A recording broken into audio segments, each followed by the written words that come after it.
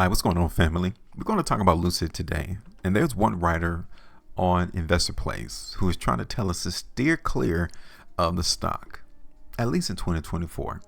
Let's break this down, and then we'll look at the price chart for Lucid, because that person, Chris McDonald, he may be right, because when you look at the chart in Lucid, it looked like trash. Now, overall, Lucid stock has continued to decline. Hit by continued production-related concerns, the company cut its production forecast, signaling stagnant deliveries growth. Additional concerns around cash burn and price target cuts from analysts have investors on the sidelines. Pause. Lucid Group faces quite the headwinds in the EV sector in terms of both production and pricing, not one but two. In 2023, Lucid stock only delivered 6,001 vehicles with a 3-time price cut to boost sales. So out of them cutting price to their vehicles 3 times in an attempt to deliver more vehicles, they only got 6,001. December was even more disappointing with just 2,391 cars. Why can they not sell these cars? What's going on? What issues are they really having? Maybe they got a sorry advertising team. Maybe they're scared to go up against Tesla. I think that will put a big light on Lucid if they promote their vehicles going against Tesla. Now, maybe their vehicles ain't as good as Tesla's. I don't know. But at least it will put them on the map to get people to look at them and say, yeah, let me try out the Lucid. It's no secret that Lucid is among the most troubled EV makers because of growing competition. So if you see the market becoming more competitive, what do you do to ensure you're seen, to ensure that you're able to sell more EV vehicles than the competition? What do you do? That's why it's important to have a great team around you in your business. The ones who can see, the ones who have vision, the ones who have drive, the one who have an imagination that can actually put your business out in front. Because right now, the word that people have into their mentality is Tesla in terms of EVs.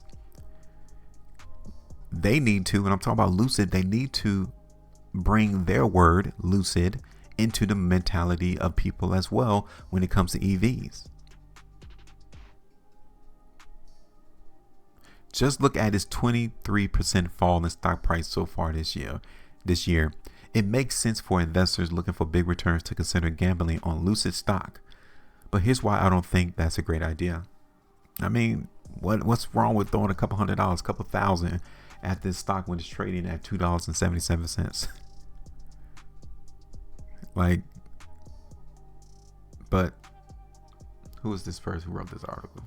Chris is saying don't do that.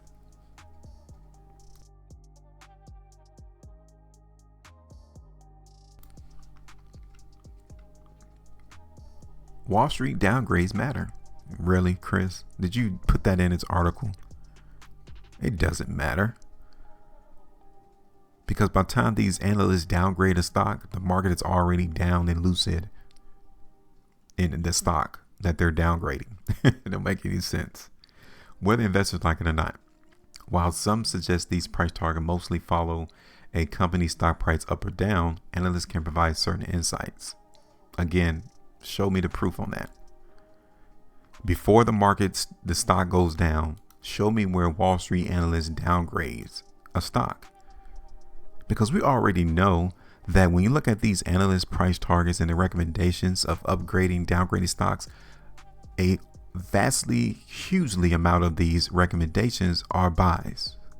The lowest that they will probably go is a hold recommendation. You rarely see analysts on Wall Street downgrading the stock like that to a sell. So explain that, Chris.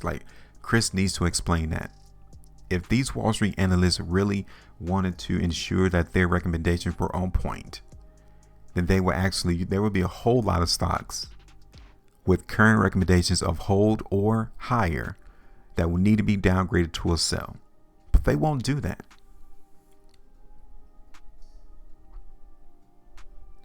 And while Lucid stock has often moved contrary to analyst downgrades, this is a stock that certainly followed the trend.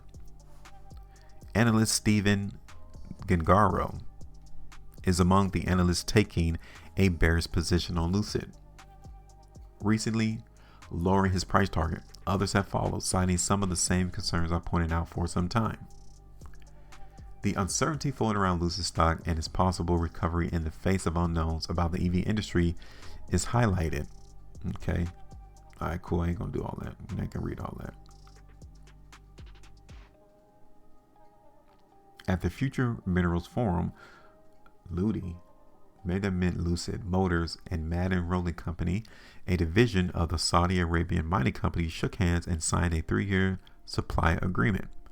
This shows Maaden's commitment to providing the global energy transition. This is to be done by delivering premium aluminum sheets with diverse specifications. Okay. The source of positive catalysts are typically overshadowed by a myriad of other issues investors are clearly focusing more intently on. Case in point, the company's fundamentals. Lucid investors were hit with a net loss of $780 million in Q1 of 2003. This loss was exacerbated by news of a drop in pre-orders for the Lucid Air sedan and topped off with an 18% workforce cut because of financial strain. The second quarter of 2023 wasn't better because of a more comprehensive net loss of $764.2 million and a price war against Tesla. By the third quarter, Lucid reported a staggering $631 million net loss. And then you have the chief financial officer of Lucid, Sherry House. She gave up. She threw in the towel in December, leaving as interim CFO. In the fourth quarter of 2023, you saw the company's vehicle deliveries fall 10%, making its production forecast continuous fall. Where's the hope at? What's going on with Lucid? Can they come back?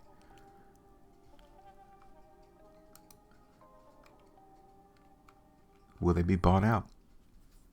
Will they have to file for bankruptcy? Now, you can't hurt them. Like the market in Lucid, you had opportunities to bank and make money off of this stock as price went up. But now you can't really say the same thing.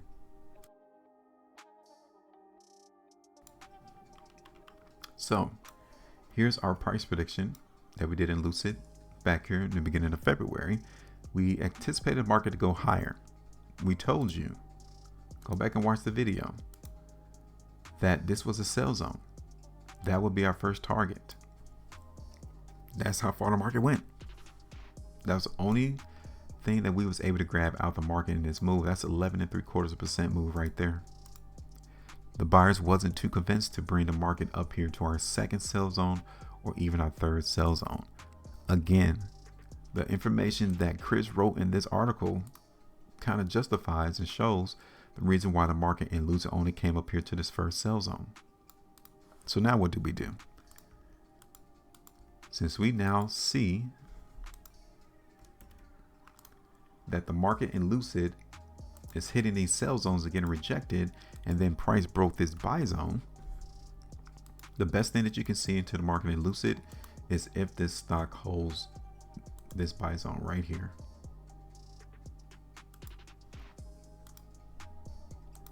Outside of that, it's a falling knife. It could go in less than $1 territory, especially as we see earnings coming up in May. And from this article so far in the 4 quarters in 2023 was just dismal. If that continues to start in the first quarter of 2024, you might well expect this to continue to happen. What do you think? Here it is on the weekly chart. Here's Lucid on the 2. Here it is on the 3. And here it is on the 5 monthly chart. So I'm not feeling too positive about Lucid right now. Definitely be on the lookout to see if this stock is going to hold this buy zone. But yeah, it's a very weak market. So let me go ahead and do this. We're going to look for price to go down. The only thing that I would tell you is the one way that this price prediction will not go correct is if we continue to see the market bounce off the zone. Okay, that's it. And let me go ahead and draw a sell zone here.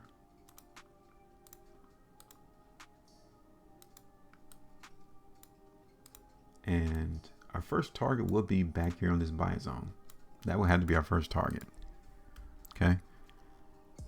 If you see the market in Lucid continue to do this, then the market obviously is finding buyers in this zone. If they don't hold this buy zone and it continues to go down, then yeah, I don't know how low it could go then. So that's something that, you know, you guys will have to come up with. So we just hold it like that. All right, so give me your thoughts. Make sure you maintain the profitability. And as always, trade different.